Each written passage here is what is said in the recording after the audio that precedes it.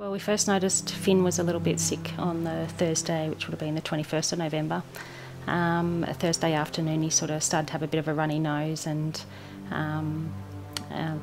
just flu-like symptoms. But later that night, about midnight, he started to have some tremors. His body would start to shake in sort of little bursts, which worried me, so we had the on-call doctors come. They came and they said that he was, definitely sick, a viral infection or something like that, and we need to get him some antibiotics. And as the morning went on, he just got more miserable. He barely slept the entire night. I was up with him and he was just really, really miserable and, just on a scale we've never seen. And he doesn't complain. He never complained. Finn was looking, pretty sick. He was very quiet. He sort of started to look a little bit greyer. But again was just very quiet, and I thought he was just, we knew he was sick, we knew he was, but we thought we were going to the hospital anyway, so if he got worse it'd be okay. And we pulled over at Scarborough only probably 20 minutes later, got him out of the car, and we noticed the first 3 bruise-like marks on his forehead, which was the telltale sign of meningococcal. So I panicked in a rush and rushed him back to the car, and everyone was telling me, it's okay, it's all right. I'm like, it's not okay. I knew he was bleeding internally. I knew something was very seriously wrong. So we all got in the car. We got to Redcliffe Emergency Department only 7 minutes later. It was, not that far from where we were. So we found there, we got in to Redcliffe. They took us out the back. Probably within 20 minutes to half an hour from being out the back, he was critical.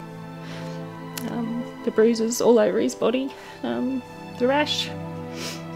He had blood dripping from his eyes and his nose and his mouth, which was really hard to watch and see because you could do nothing.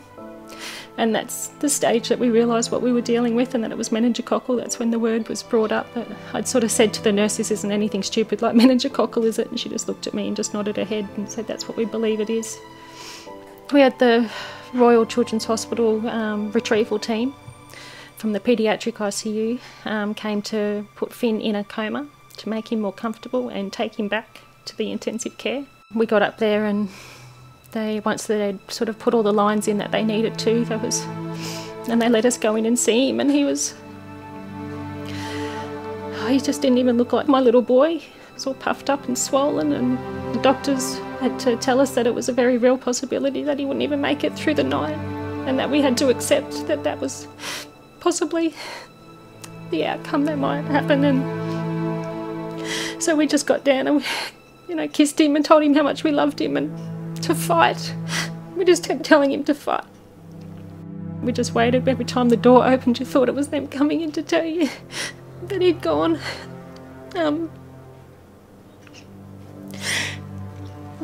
But being the strong-willed little boy that he is, and he always was from birth, that he did fight. I'm sure he could hear us. He wanted to come home, he wanted to come back. By the next day, only 24 hours later, you could see what was happening to his hands and feet. They were going all purple, and the next day they were even, getting black. And not that long after that, they started to get that dry. Their fingertips and his toes were more like raisins, there was nothing left in there, and you knew what was going to happen. You didn't want to accept it. I was just hoping that it was only going to be his fingers and his toes. But after they were able to wake him up, and we went to theatre 15 times, and out of those 15 times, 3 times they did the amputation surgeries, and that started in December 24th on Christmas Eve. They had to amputate his left leg below the knee. And then 3 days later, on the 27th, they amputated his right hand at the wrist, and the entire index finger and most of the lengths off the other fingers. So I guess then that was our next struggle, was accepting what he'd lost, but knowing that we still had him, and that was the only thing we wanted back was him, and that he still has his life.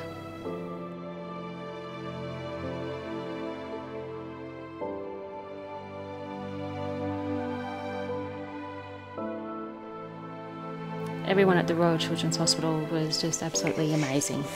They're wonderful, beautiful people that really care.